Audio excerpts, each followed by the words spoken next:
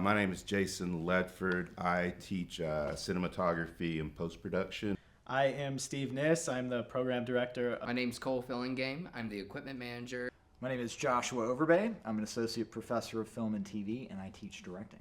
Brenda Lilly, professor, screenwriting and television, and anything else they want me to teach. Here at the School of Stage and Screen.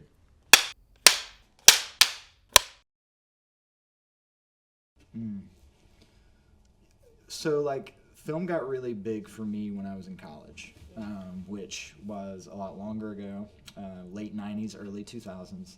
And there was probably a series of movies like The Matrix, Adaptation, Being John Malkovich, American Beauty, In the Bedroom, like films that I saw in person at an independent theater that rocked me. And it helped me realize, there's a lot you can get from a movie besides entertainment.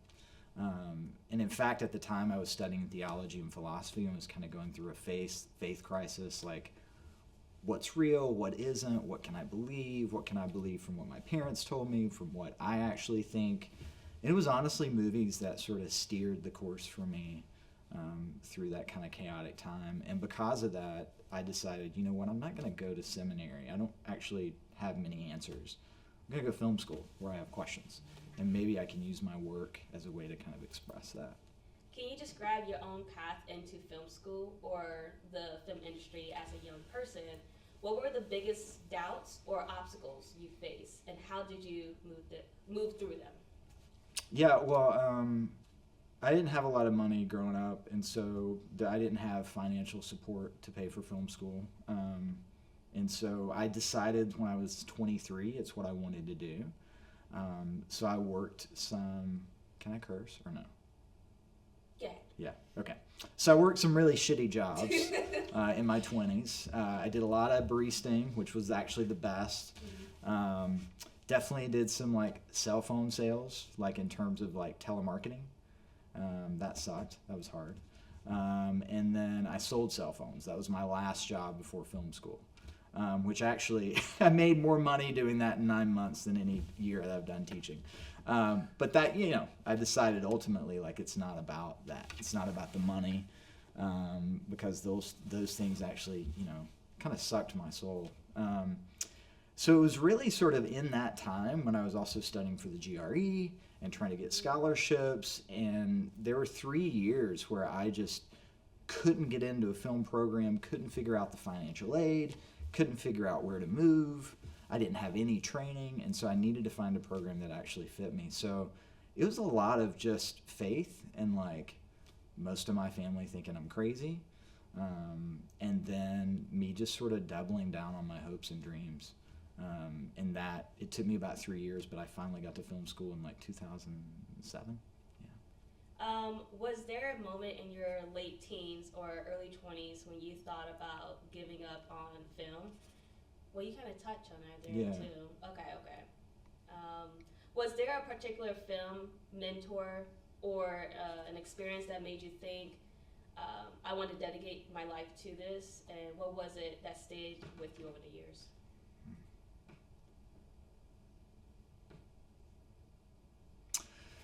I'd say two things. So my dad was a pastor.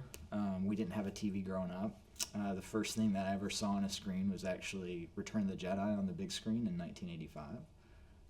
That movie changed my life because I realized oh shit, there's a whole other reality out there, and there's another way of seeing the world. And I was really inspired by the Force and the fact that anyone could tap into it, and obviously the epic battles of good and evil, and the bigger questions that come. So I would say, at my heart, Star Wars is the foundation. But it was really in grad school when I got into Bergman and Tarkovsky that I discovered that the types of movies I wanted to make, I could make films that dealt with really challenging subject matter, like faith crises and political discontent. There are ways that you can talk about really challenging material through cinema in a very nuanced way, that I think can actually bring more people in as opposed to creating more walls and excluding folks. So, it was a combination of like spectacle and fantasy, and then like movies that are just really based in reality, and often, really difficult forms of reality. So those were the things that inspired me. I've always wanted to tell stories. It was just more finding like the right vehicle, the right medium.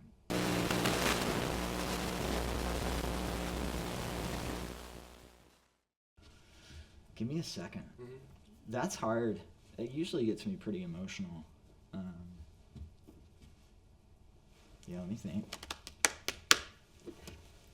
Whew. I don't know why this is so hard. Do you need like a 5 minutes or 3 minutes? No. Okay. Hold on. It was actually film that kind of rescued me, and I discovered it very much. Is there an issue? No. The camera just cut off and cut back on. Oh, well, that's an issue. You balance creative work with teaching for many years. How has your time in the classroom changed the way you make films, if at all? Ooh, that's a great question. I mean, I would say that a lot of times before I, like, being in the classroom for, like, now I've been 15 years teaching, you anticipate pushback. You anticipate when someone's going to be like, oh, I don't know about that, or oh, I disagree, da-da-da. And so a lot of times in my mind, I'll just sort of project potential doubts when I have an idea, because I'm just used to sort of getting questions and, like, maybe not immediately everyone buying in, which is fine. You don't have to believe what I say. But I think that's part of it. I honestly think, though, more than anything else, it's like teaching. When you teach something specific like directing, you have to be sharp because of the quality of the students that we have. They have great ideas. They often have ideas that might compete with mine. It's good for me to be able to like respond to that and also grow and like expand and synthesize what they're bringing to the table into what I'm doing. So I feel like it just keeps me sharp. I have to have quick responses to often complicated questions. That forces me to be really thoughtful about my own work. And then certainly as I have my foot in like teaching and then also the industry, thinking about, my own struggles, like getting films made, financing, getting my work out there, and then trying to kind of think about my own path and then where students are at and how do I bridge through my own work for other people a way to, like, for folks and students to do what they want to do and like find success in this industry.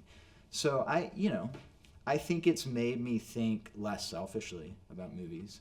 It's made me really think about not just the project I want to make, but who's on my team and what do they bring to the table and what do they care about and how do we all build this larger structure besides just like this, one person on a mission kind of thing. But yeah, it's been, honestly, I don't think I would be the filmmaker I am today if not for teaching. I know I wouldn't be. Concrete piece of advice about entering the film world, what would it be and why that specific advice? It would be two things. It would be, you better learn how to produce. And if you think that you're just going to be a creative and not have to deal with money, you are naive as hell. So I would tell myself that because I was brutally like, I'm just directing, I'm just writing. I will find other people to help me with the financial part. And that's not happened. Other people have had to figure it out as I have. That would be one. Two would be, you better, like, how would I say it? Develop the virtue of patience now because you are going to have to exercise it way more than you want. Yep. I mean, and that I wish were not the case. I mean, I wish things unfolded at a much faster clip than they do. But patience and understanding the money side. Those have been the two things. I haven't wanted to do either of those things, but I've had to. And that's totally what I would tell my 30-year-old. So in the end, in our segment here, getting closer, has your definition of what success means for your film change over the course of your career? Or what does successful film looks like to you now? I think I would have thought success maybe 10 years ago was you become a household name. You become a Scorsese, an Orson Welles, you know, Tarkovsky, Bergman, etc. You have a following. You get to make lots of movies in that kind of genre you've created. That, to me, has always been success. I think now, I would say being able to make a movie, period, is a success. You know, I think before I thought that success was more external in terms of like, you know, I have to feel praised enough or celebrated enough or seen enough. And like that stuff doesn't tuck you into bed. Like you, it's you. It's like, do you feel fulfilled by your work? Do you feel like this represents who I am? My values are in this, like the stuff I care about, the things I watch that I love, my movies are doing that too. So I think it's become a lot more, my sense of success has become a lot less located out here and more like here. In a moment when technology and platforms are changing so fast, what do you think remains constant about cinema's power, and what do you think is genuinely new? Ooh, good question. I think changes in the aspect ratio are always interesting. I know a lot of people hate vertical, but vertical's interesting. I mean, you know, cinema has always changed to maintain relevance. So like when TV came out, it was CinemaScope in 3D, right? Like anything to distinguish us from this other thing. And so now, obviously, part of the challenge is like people are taking in material in much tighter timelines. Like television itself is a large degree, you know, to a large degree, competitor with movies. Like we create the thing that is needed. We don't wait for it. I think that's badass. I would like to be in an industry that's on the front end of things like that. And I feel like cinema is, as long as we keep innovating. And cinema stays competitive, in my opinion, by those two things. You stay authentic and honest, and you innovate. And you find new ways to get the material to people. But people need story. Like, we need, like, less screens and more focus. And I do think going to a movie, especially when you turn your phone off, which you should, hopefully no one's on their phones when they're in movies, but it should actually help extend your attention span, not shorten it. And that's one major distinction between the big screen and the small screen.